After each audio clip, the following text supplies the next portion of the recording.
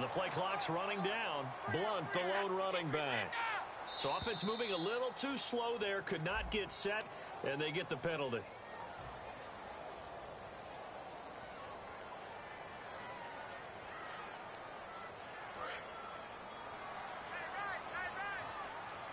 And some changes here as the D-line separates some. From midfield, here's Brady. And now this is intercepted. My goodness. Picked off by Dante Whitner. And his guys are going to take over at the 39-yard line. A look at Washington as they come onto the field. And last time, one-play interception. So this offense, they should be fresh. That's a good way of putting it.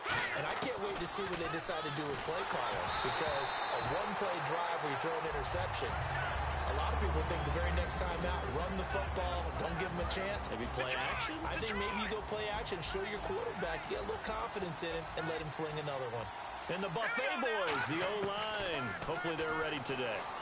Listen, you got to feed them first. But if you do, you usually get a great product out on the field. And when they play well, the quarterback can't wait to feed them afterwards. Now, that play will end up on the highlights, and you'll see it all over the place. But what you won't see, the offensive line that bought the extra time, that allowed for the big completion downfield, those guys made that play possible. Cousins to throw it. This one caught by Crowder. And down inside the 15, shy of the 10. Well, for teams that like to play man coverage, running corner routes can be tough on them because of the ability of getting into it. Sometimes you're squaring it off. Sometimes you're just rounding it. Sometimes there's a fake. Sometimes there's not. That makes it very, very difficult for a DB to stay with it. On 1st and 10, Cousins. That's complete right around the 8. That throw good for 4. It's second down. Here's New England defensively. Last year, the #1 overall defense as far as points given up goes. And they've got a lot coming back in 2017. Now, they certainly do. And let's go back to the Super Bowl. Trey Flowers, who was their leading sack guy in 2016, had 7 in the regular season. He was a monster in the Super Bowl against Atlanta. He's back there for them. How about Dante Hightower at linebacker? His first Pro Bowl in 2016, and then just moving on back to the secondary. Devin McCourty, the guy who quarterbacks him back at safety, he's been to the Pro Bowl as a corner and as a free safety. 3rd and short yardage, Cousins. And this is taken in for a Redskins touchdown. Deshaun Jackson, a 2-yard touchdown grab. And the Redskins have tied it here. The extra point to come can put them in the driver's seat. And it's up and good.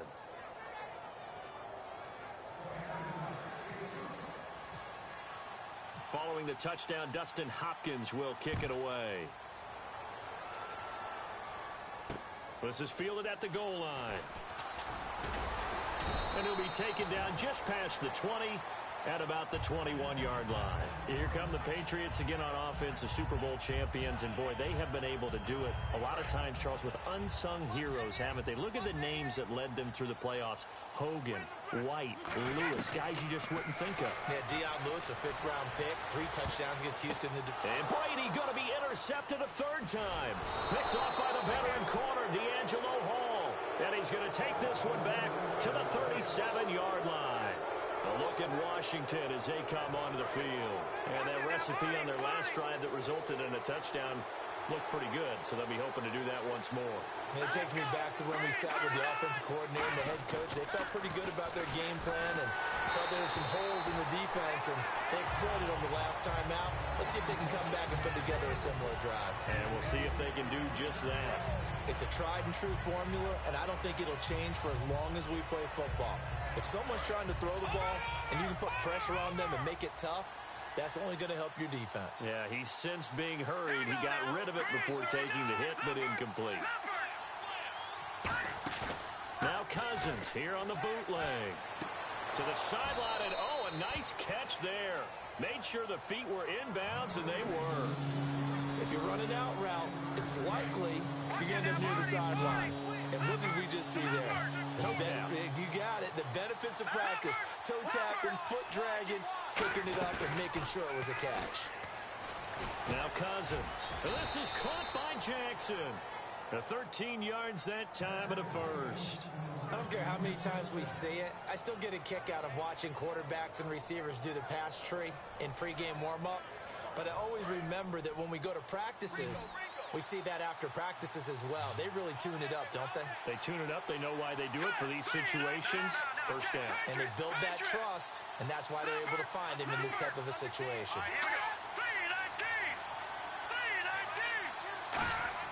Now a play fake here on first down. And no escaping this time as he'll go down. They got him for a sack. Shea McClellan from that outside linebacker spot. He's able to get in there for a loss of 9.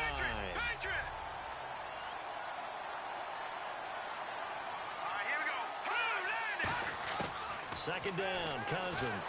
And he is going to go down. He will be sacked on the final play of this first quarter. Back live, Charles Davis to my right. I'm Brandon Gaudin. It's Redskin football to begin quarter number 2. They do, however, have a tough third and long coming up.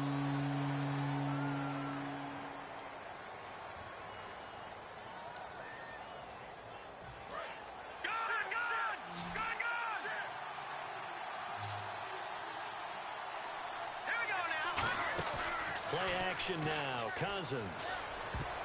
And this is going to be incomplete. Jordan Reed was the intended target, and that brings up fourth down. So now on fourth down, the Redskins will hand things over to their kicker, Dustin Hopkins.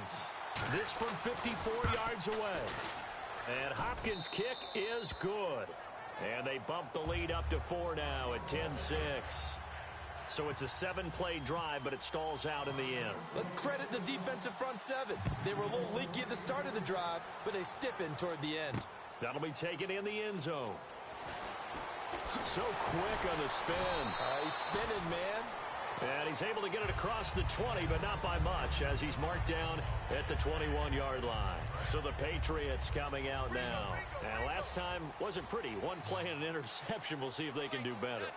I want to see if they want to go ahead and throw the ball again now on this drive after what happened on the last one. Throw it on the first play. Give the quarterback some confidence. See what happens. A little lull in the action here to go over an offseason storyline. It's kind of interesting. L.A. a couple years ago, they have no teams, and now they're going to have 2 with the move from San Diego to L.A. What does that mean for the league and for the Chargers? It seems like an easier transition, doesn't it, than St. Louis when they moved back to Los Angeles. Less to become culture the Rams. shock. Less culture shock, less, obviously geography, the whole deal. But it's a transition that still is not going to be easy. Remember, they're going to go play in a soccer stadium, essentially, for at least the first couple of years before they share a stadium with the Rams. So that changes things. Obviously, trying to create an identity in the market they haven't been in a long time. They began as the Los Angeles Chargers, but only played 1 season as such.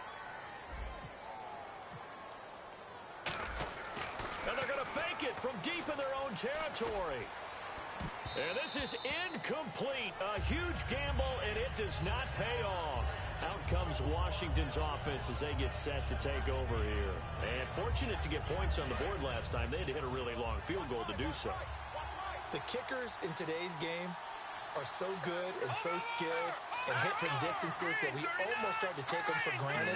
And we can't do that. That's a long field goal that they got 3 points out of. They've got to feel good about that, and they better make sure they love him up because he's helped them out. Yeah, now we'll see if that offense can put 6 on the board here. We'll see. He decided to run a hitch route. It really helps to have a guy who can turn it loose. And, boy, he rifled one in there on that one. Not much run after catch, but it worked really well. Kelly on the counter. And this play doesn't go anywhere. Backwards, losing yardage to the 11. So he loses 3 yards there. Now 3rd down. And when you're trying to set up a counter play, it's what a lot of people call an influence play. You're really hoping those defensive linemen are really agile that day. If they stayed out late the night before the game, they're not moving as fast, it's a lousy call because that means they're just going to sit in the hole that you hope to create just by the movement of your offensive line. And there they got the ball to the outer third of the field, but tackled behind it. And that is caught. Touchdown, Washington. Jordan Reed from 10 yards out. And the Redskins find a way to stretch their lead. What a great weapon. So often, such a big mismatch. And there's no route he can't run. You name it, he's going to do it. And he's a matchup nightmare for the defense. No matter who they put on him, he's going to win the battle. Following the touchdown, Dustin Hopkins will kick it away. This fielded a few yards into the end zone. And he will be brought down here at about the 17-yard line. And the Patriots gearing up to go now. And last time out, went for it on fourth. Over, gave him great field position, turned into 6 points, so they've got to recover here, Charles. It's amazing what one decision can do in the chain of events, right? The decision to go for it on fourth down. Caused all of that. It caused every bit of it, but it showed confidence. Hey, I've got confidence in you guys. Go pick it up for them. Didn't happen. Also showed confidence in the defense. They didn't pick up their end of the bargain, so now they've got to come back out and start over and rebuild that confidence. They slot Gronkowski outright. And it pops free. The collision there jarred the ball loose and brings up second down. CD, wanted to get your thoughts just on the landscape of the offseason for each of these teams. Super Bowl in the rearview mirror, but so much going on. People look at the draft a lot. But there's a lot more that goes into the offseason for these front offices, is there not? It certainly is, and then even before we get to the draft, you start with the Combine, that's held in Indianapolis every year, and you have about 350 of the top prospects coming together to get their physicals and interviews and on-field performance, and all that will get evaluated along with their game tape.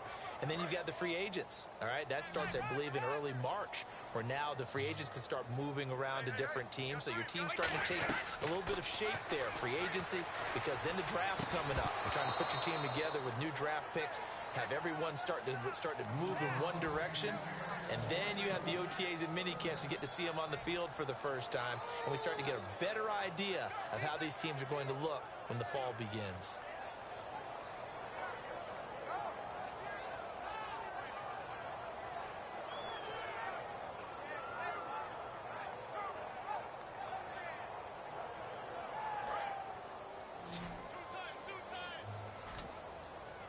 They come out 5 wide, 3 of them to the right side.